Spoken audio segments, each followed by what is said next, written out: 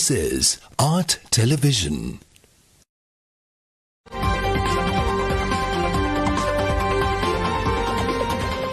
Coming up, State of Business, sponsored by UHD quality video streaming, internet like a boss, SLT Mobitel Fiber,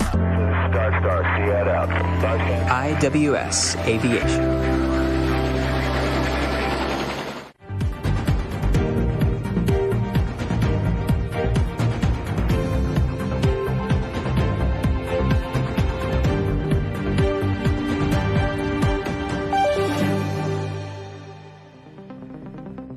Hello there, you're watching our television. This is State of Business, where we bring you the highlights of the day. I'm Pamudha Katugampala.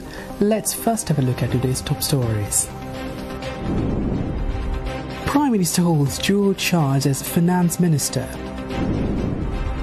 And government settles on financial and legal advices for debt restructuring. And now let's have a detailed look at today's stories. Prime Minister Ranil Wickremesinghe was appointed as the nation's latest Minister of Finance. Yesterday, the World Bank said it would not provide any financing to Sri Lanka until an adequate economic policy framework has been put in place. Ranil Wickremesinghe, 73, is a veteran politician who has been Prime Minister 5 times before the current appointment. The economic liberal already has experience with the IMF. Sri Lanka last had an IMF program in 2016 during one of his tenures as Prime Minister. He has also built relationships with regional powers, India and China, key investors and lenders who vie for influence in Sri Lanka, which lies along busy shipping routes linking Asia to Europe. The problem is that any economic reforms Wickremesinghe may bring to meet conditions for an IMF program could cause short-term pain and trouble on the streets. Petrol and diesel price increases announced on yesterday are bound to feed through to transport and food prices. Annual inflation is already at 33.8% and could go above 40%, Wickremesinghe has said. Ali Sabri, the previous finance minister who started talks with the IMF in April, quit in early May when the cabinet was dissolved after Prime Minister Rajapaksa resigned.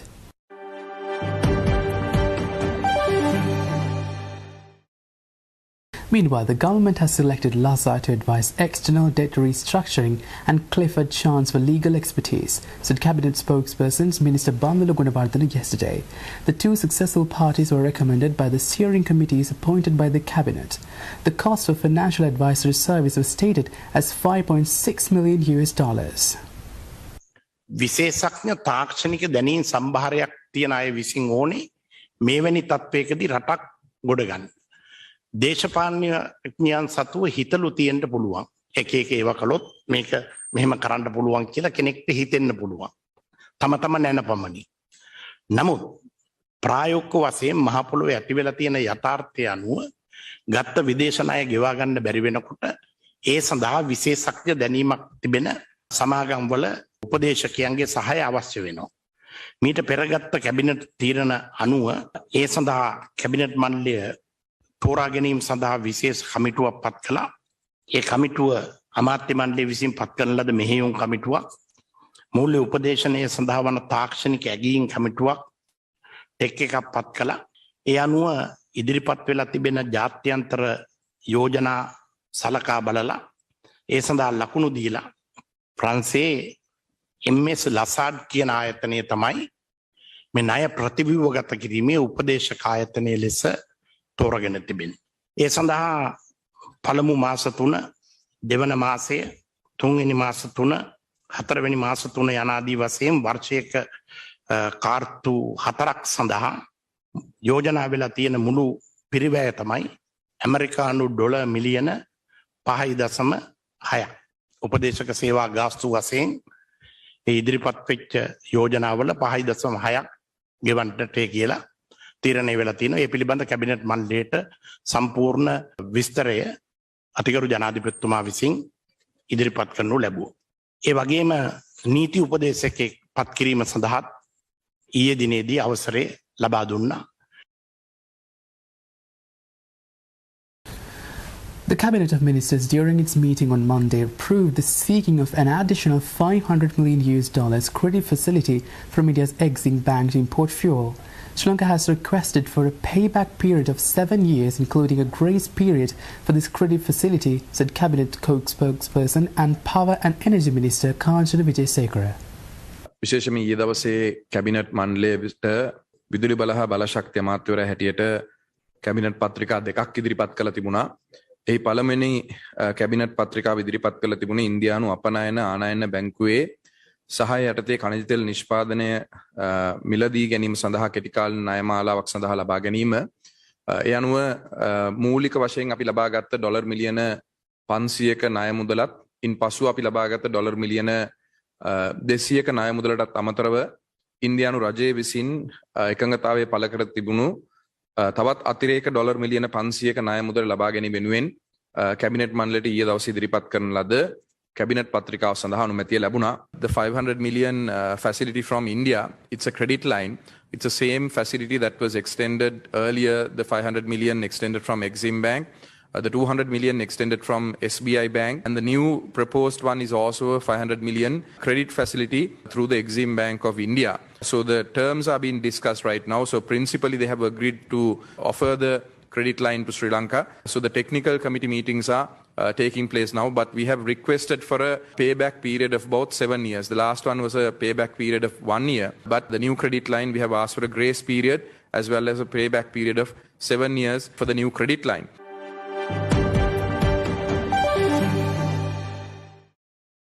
Stay tuned for more news after the short break.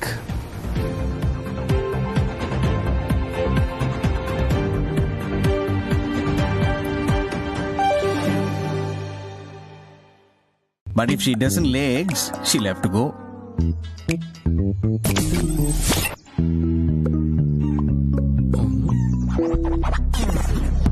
UHD quality video streaming. Internet like a boss. SLT Mobitel Fiber. Now you can buy your ultra-fast fiber connection online through sltmobitel.lk and get special discounts.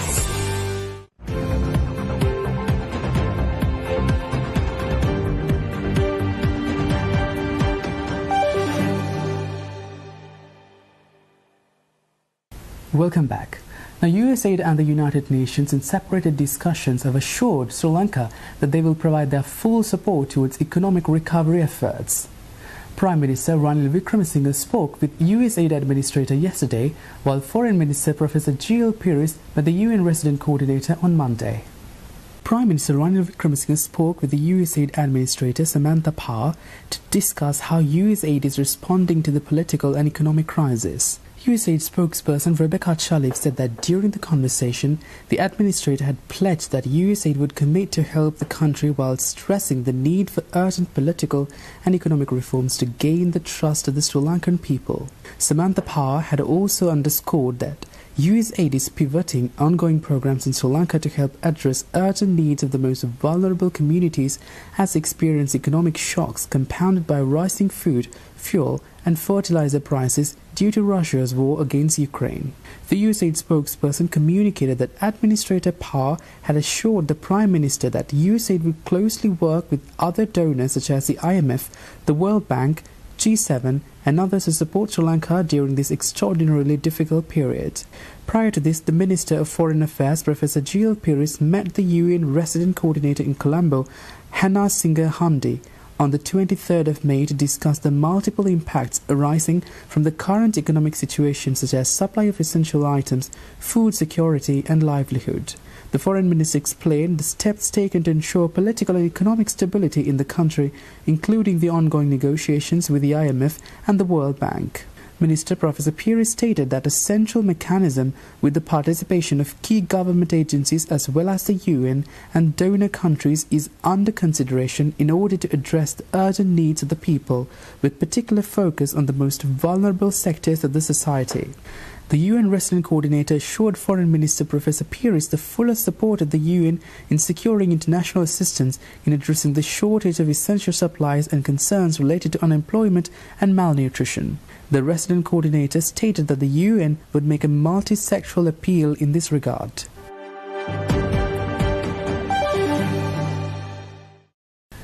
Meanwhile, Central Bank Governor Nandalal Veerasinghe yesterday told the Parliamentary Committee on Public Finance that authorities should be honest with regard to the economy. The governor pointed out that false estimates provided by the Treasury over a number of years have contributed significantly to the nation's economic crisis. The strategy had been always with the approval of Parliament, revenue always overstated. So unrealistically high revenue estimate they put to the Parliament, and on that basis they estimate the expenditure, which cannot be cut even if it's at the beginning. Then this we have a responsibility. We should cut historically last 20 years we have been managing Treasury. Every year, look at what was estimated as revenue, what was actual. You can see the realistic significant differences. I don't believe these officers, people who manage the Treasury, did not know that this was unrealistic. Knowing this was unrealistic, misled the Parliament submitting wrong estimate, and on that basis, expenditure basically allocated to the ministries. And once you allocate this, all the ministers asking, okay, this is my allocation, why don't you use the money? Difficult to reduce that. Then revenue obviously is not coming that way. Then you finance different ways. Central bank printing or municipal financing. This is a purposely done. That's not the this is a strategy to mislead the Parliament, overestimate the revenues, and on that basis mislead the Parliament for expenditure that promise. And as a result, you get into a more debt. When you have a revenue that doesn't estimate and not coming, then you are dealing with the debt. So this is where the debt trap is here.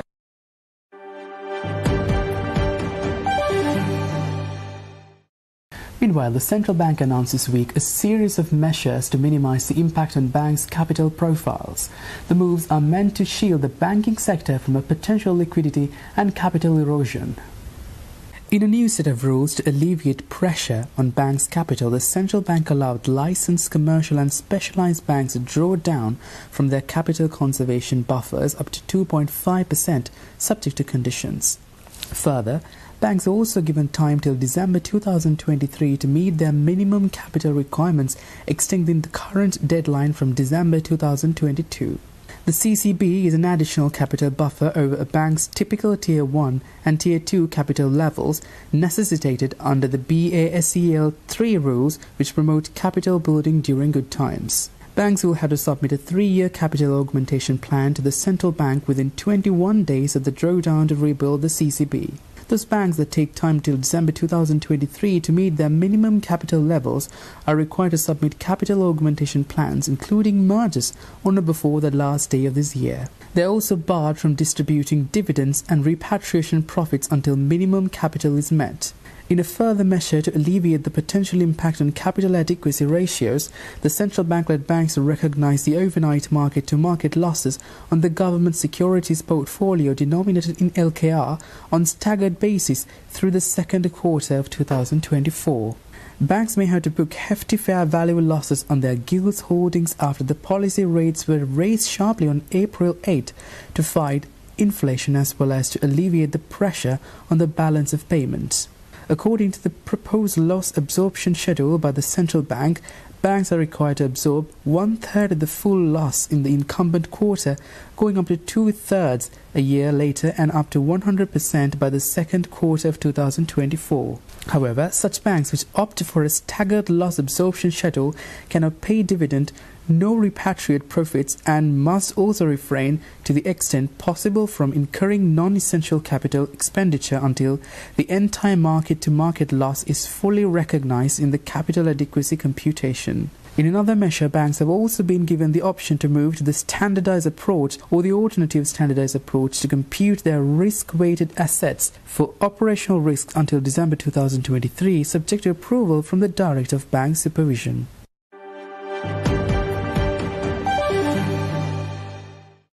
Stay tuned for stock updates.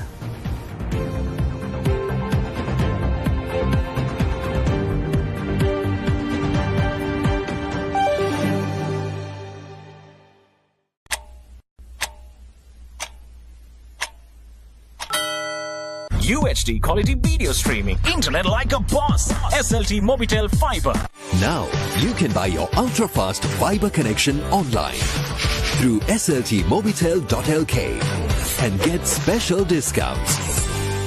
Our own little ones running around this house will be so lovely.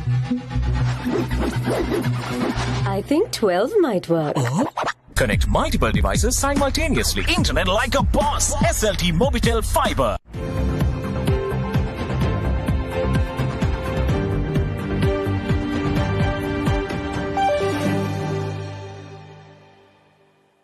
Welcome back. Trading at Colombo Stock Exchange ended on negative notes today. The OSHA price index dropped 23.31 points to close at 8,370.16, and the S&P SL 20 dropped 36.42 points to close at 2,780.03. The turnover was 1.6 billion rupees and over 72 million shares were traded. Up next are forex rates.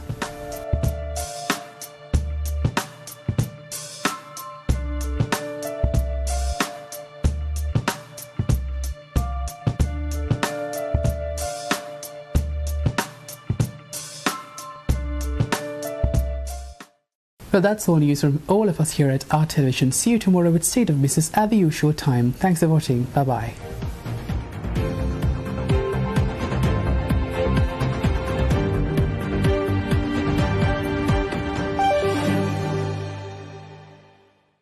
Now you can buy your ultra-fast fiber connection online through sltmobitel.lk and get special discounts.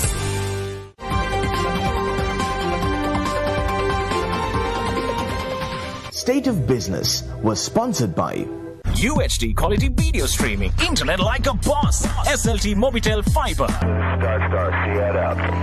IWS Aviation.